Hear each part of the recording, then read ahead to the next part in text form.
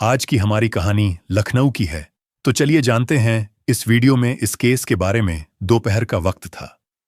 तारीख थी 18 जनवरी 2025। रोजाना की तरह लंच करने के बाद प्रॉपर्टी डीलर गीता शर्मा लखनऊ के पीजीआई स्थित नीलगिरी अपार्टमेंट में बने अपने ऑफिस में आ गई थी। कुछ परेशान लग रही थी। कभी मोबाइल फोन को हाथ में लेती तो कभी सामने लैपटॉप की स्क्रीन पर खुले व्हाट्सएप मैसेज को स्क्रॉल करने लगती। अंदर की बेचैनी उसके हाव भाव से साफ झलक रही थी। दरअसल गीता शर्मा कई दिनों से परेशान चल रही थी। गिरिजा न तो उसके उधार के पैसे लौटा रहा था और न ही उसका फोन उठा रहा था। उससे लाखों रुपए लेने थे। वह कोई गैर नहीं बल्कि उसका प्रेमी था। सालों से लिव इन में भी था। हालांकि वे अलग अलग रहते थे। जब से उसने शादी की जिद की थी तब से कारोबारी लेन देन में बाधाएं आने लगी थीं। ऑफिस में अकेली बैठी हुई काफी समय तक वह ख्यालों में खोई रही। अचानक उसका मोबाइल फोन बज उठा। वीडियो कॉल था। स्क्रीन पर दिखे चेहरे को देखते ही एकाएक मुस्कुरा उठी और बोली, हेलो, देखो, शिकायत मत करना, नाराज मत होना, मैं गुनहगार हूं तुम्हारा। फोन नहीं रिसीव किया, मैं कोर्ट में था। उधर से कॉल पर गिरिजा शंकर पाल था। गीता नाराज होती हुई बोली, कैसे नहीं करूं शिकायत? तुम्हारे साथ लिव इन में रहते हुए मुझे 10 साल हो गए, लेकिन जब से मैंने तुमसे शादी की बात छेड़ी है तब से तुम्हारा रवैया ही बदल गया है। देखो, तुम गुस्से में भी सुंदर दिख रही हो। गिरिजा बोला, वह सब तो ठीक है, मेरे भाई का फोन आया था, पूछ रहा था शादी का मुहूर्त निकलवाना है। गीता बोली, अरे वह भी हो जाएगा, थोड़ा बैंक बैलेंस बढ़ जाने दो। गिरिजा का जवाब था, फिर टाल रहे हो? अरे नहीं मेरी जान, तुमने भी कौन सा राग छेड़ दिया। मैं आज तुम्हें कैंडल डिनर देना चाहता हूं। एक बड़ा मुकदमा हाथ आने वाला है। इस खुशी में गिरिजा शंकर आंखें मटकते हुए बोला, अच्छा, आज शाम को 5 बजे मैं गांव जा रहा हूं। कल संडे है। चाहो तो तुम भी गांव चल सकती हो। रास्ते में रेस्टोरेंट में डिनर करेंगे। अगर वहीं से लौटना चाहो तो वापस हो जाना। कुछ देर तुम्हारे साथ बैठेंगे, मुझे अच्छा लगेगा। गिरिजा शंकर बोला। इस पर गीता ताना मारती हुई बोली, मैं क्या करूंगी गांव जाकर? वहां वही ताने सुनने को मिलेंगे। कब दुल्हन बन रही हो? दोनों का गांव रायबरेली जनपद में सदर कोतवाली क्षेत्र का अकबरपुर कछुबाहा मटिया है। गीता अपने गांव जाने से कतराती थी। अपने काम के सिलसिले में लखनऊ के नीलगिरी अपार्टमेंट में कई सालों से अकेली रह रही थी। वहां गिरिजा शंकर बैरोकटॉक आता जाता रहता था। उस रोज भी उन्होंने वीडियो कॉलिंग में गीता को शाम के 5 बजे तैयार रहने को कहा था। जवाब में गीता बोली थी, बड़ी बेकरारी से इंतजार करूंगी। गिरिजा शंकर पाल अपनी सफारी गाड़ी से निर्धारित समय पर वृंदावन कॉलोनी के निकट नीलगिरी अपार्टमेंट के गेट पर पहुंच गया। उस रोज उसने बाहर से ही कॉल कर गीता को बुला लिया।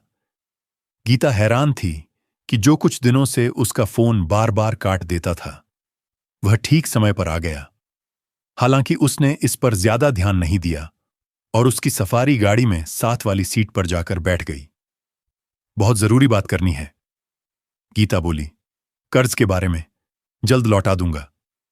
गिरिजा बोला, मैं उसकी नहीं, शादी के मुहूर्त की बात कर रही हूं।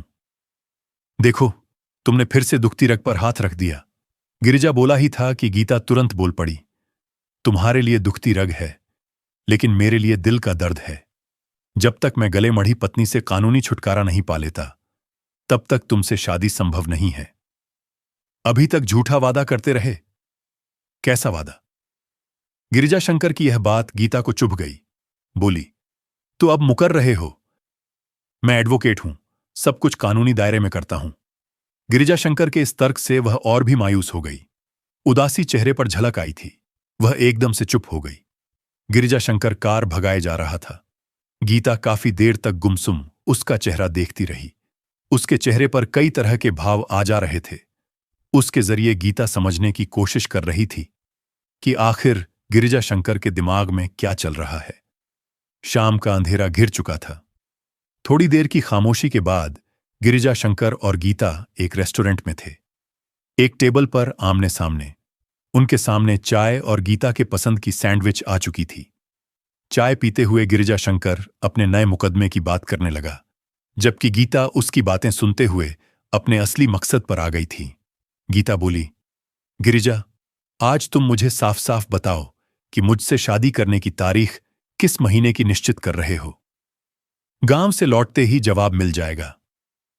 मुंह बनाता हुआ गिरिजा बोला।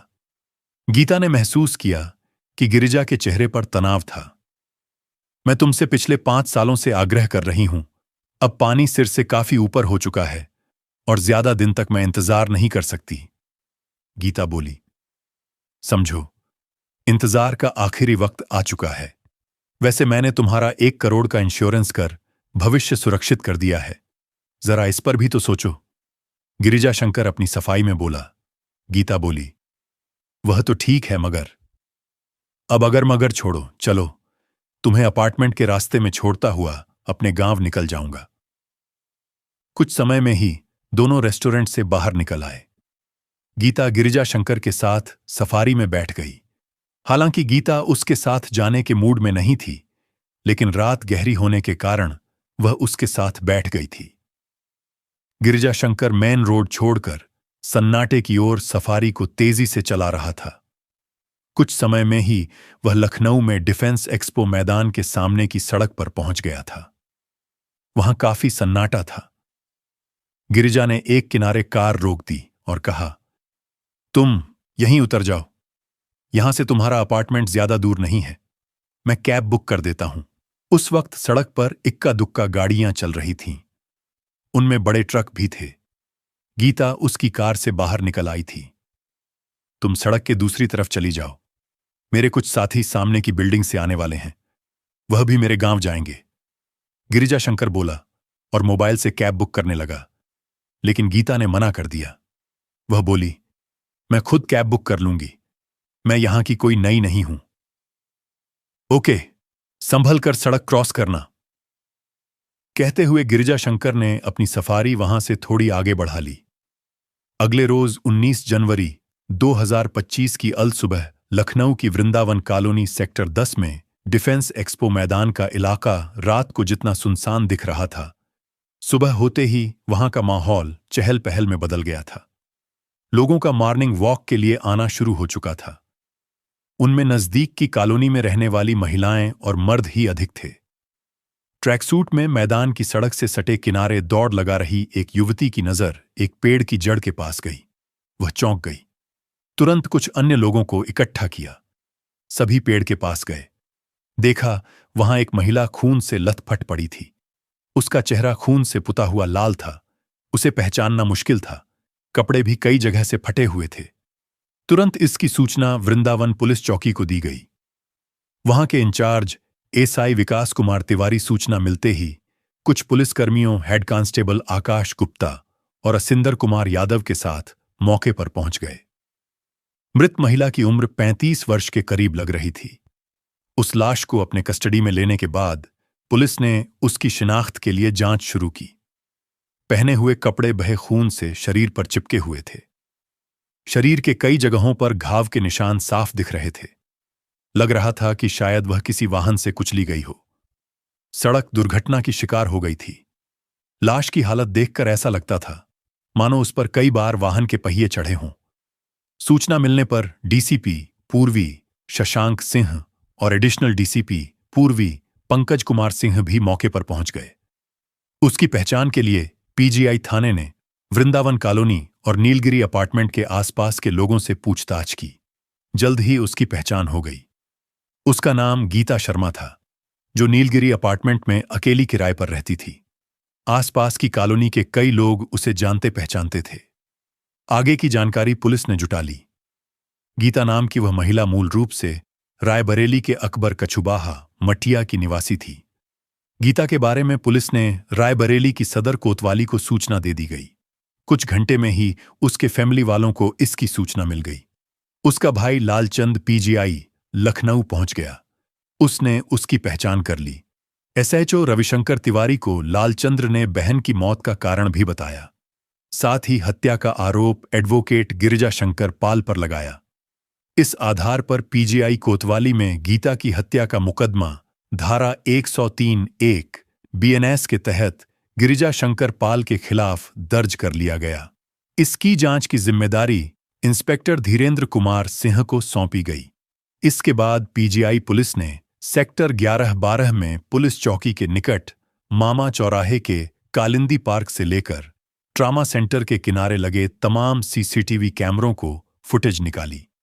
उनकी जांच के बाद कुछ फुटेज में एक कार रात के समय ट्यूबलाइट की रोशनी में डिफेंस एक्सपो मैदान की ओर जाती दिखाई दी। कार का नंबर पढ़ा जा रहा था। उस नंबर से कार के मालिक का पता चल गया। वह एक सफारी कार थी जो गिरिजा शंकर पाल पुत्र रामपाल के नाम रजिस्टर्ड थी।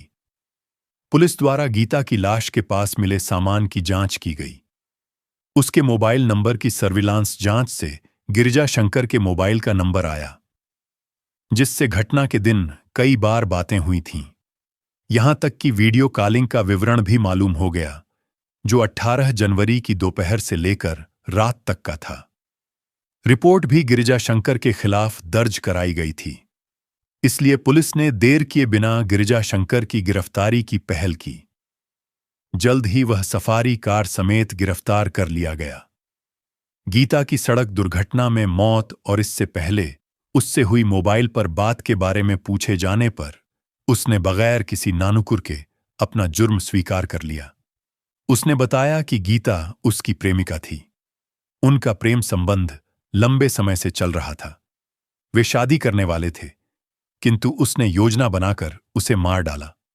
उसकी मौत को दुर्घटना बनाने की कोशिश की ताकि उसके नाम 1 करोड़ रुपए के इंश्योरेंस की रकम को वह हासिल कर ले। वह एक एडवोकेट था, इसलिए उसने बचाव के तरीके निकाल लिए थे। गीता की हत्या स्वीकार करते हुए उसने जो कहानी सुनाई वह स्वार्थ से भरी काफी रोमांचक निकली। गिरिजा शंकर पाल 8 साल पहले एलएलबी की पढ़ाई के लिए अपने गांव से लखनऊ आ गया था। वह महत्वाकांक्षी और फितरती दिमाग वाला इंसान था। बातों को सुन समझकर वह शीघ्र ही उस पर पकड़ बना लेता था और उसके अनुरूप खुद का ढाल लेता था। उसकी शादी किशोरावस्था में ही उत्तर प्रदेश के रायबरेली जिले के बगराहा गांव के निवासी श्यामपाल की बेटी रीना के साथ हो गई थी। लखनऊ में पढ़ाई के दौरान हर रविवार को वह अपने गांव मटिया आता जाता था। एलएलबी की पढ़ाई पूरी होने के बाद उसने लखनऊ में रहकर वकालत की प्रैक्टिस करने का मन बना लिया था। इसके लिए रायबरेली रोड पर कल्ली पश्चिम के कस्बे में एक छोटा सा मकान किराए पर लेकर रहने लगा था। वह वकालत की प्रैक्टिस में बहुत जल्द ही रम गया। हर किस्म के प्रोफेशनल लोगों के साथ उसका उठना बैठना हो गया। समय बीतने के साथ वह एक तज-तर्रार एडवोकेट बन गया था। अपने गांव घर को तो वह करीब करीब भूल गया था। शहरी लड़कियां उसे अच्छी लगने लगी थीं और उनमें से ही किसी को जीवन साथी बनाने के सपने देखने लगा था। एक तरह से वह नई जिंदगी में रंग चुका था। संयोग से उसकी जान पहचान प्रॉपर्टी में लगे लोगों से अधिक थी।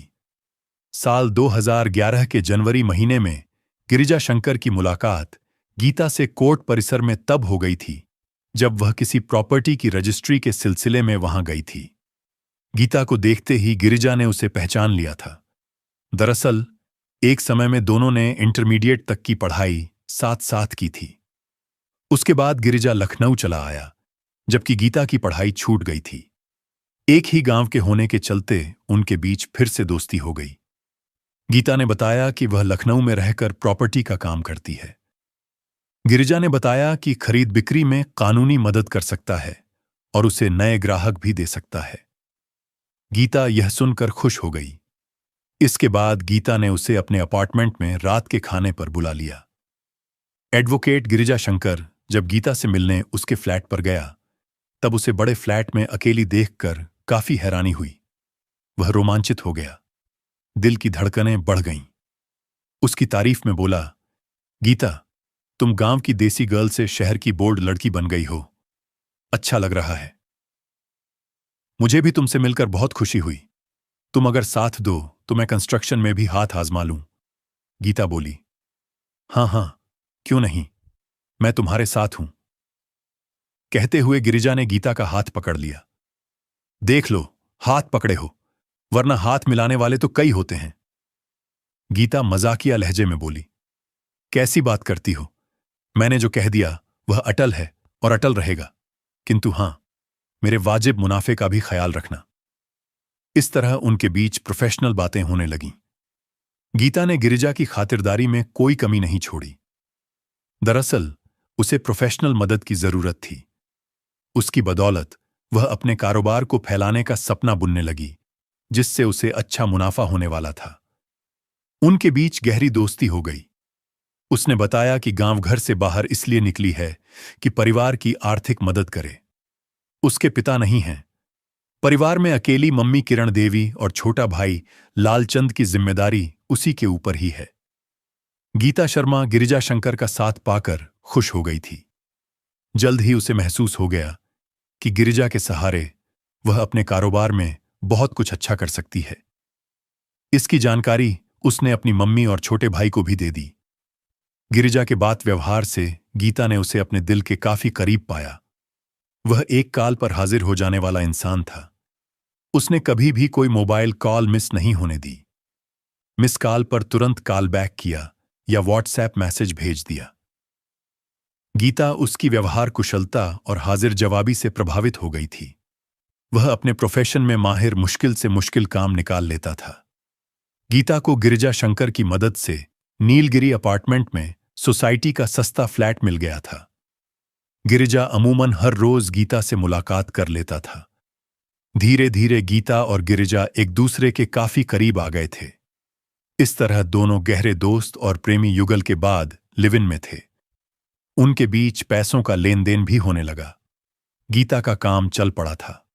उसे आमदनी होने लगी। गिरिजा की सलाह पर उसने 1 करोड़ का बीमा करवा दिया। उसका नॉमिनी गिरिजा को ही बना दिया, क्योंकि उसने उससे शादी का वादा किया था। जरूरत पड़ने पर गिरिजा गीता से रुपए उधार मांग लेता था।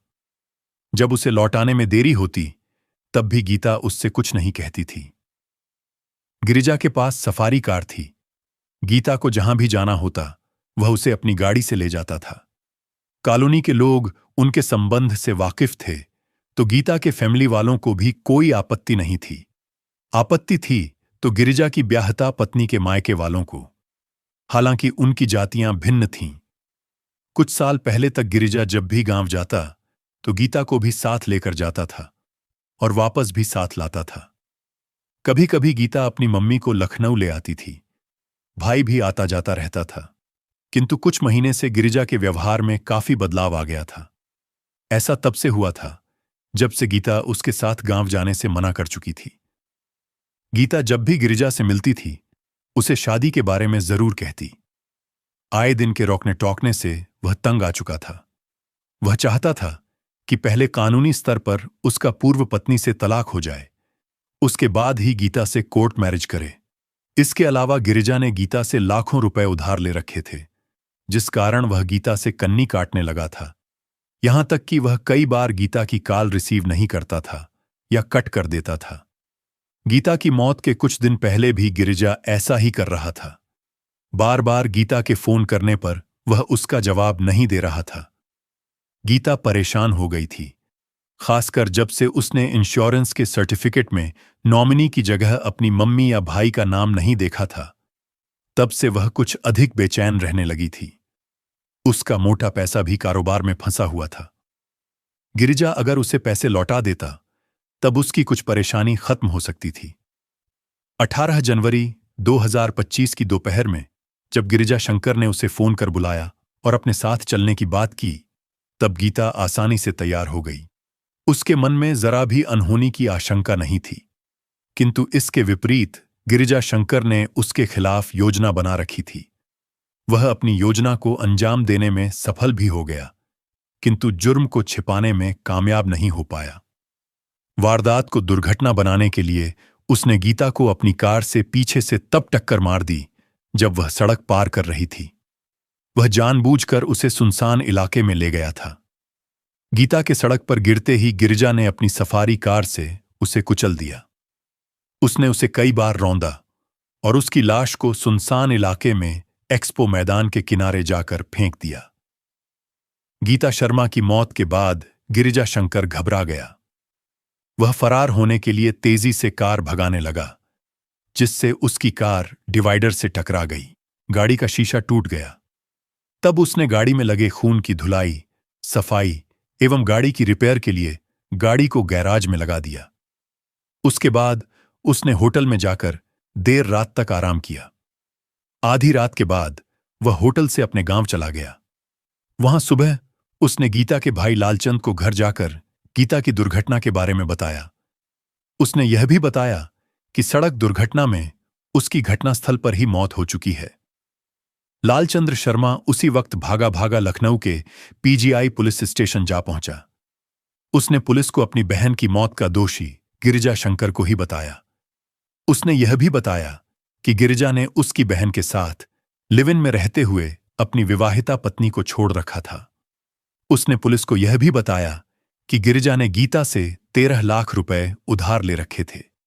इसे लेकर उनके बीच कई बार झगड़ा हो चुका था। उसकी हरकतों से गीता काफी तंग आ चुकी थी। गिरिजा ने भी अपना जुर्म स्वीकार कर लिया था। उससे पूछताछ कर पुलिस ने उसे न्यायालय में पेश कर दिया। वहां से उसे जेल भेज दिया गया था।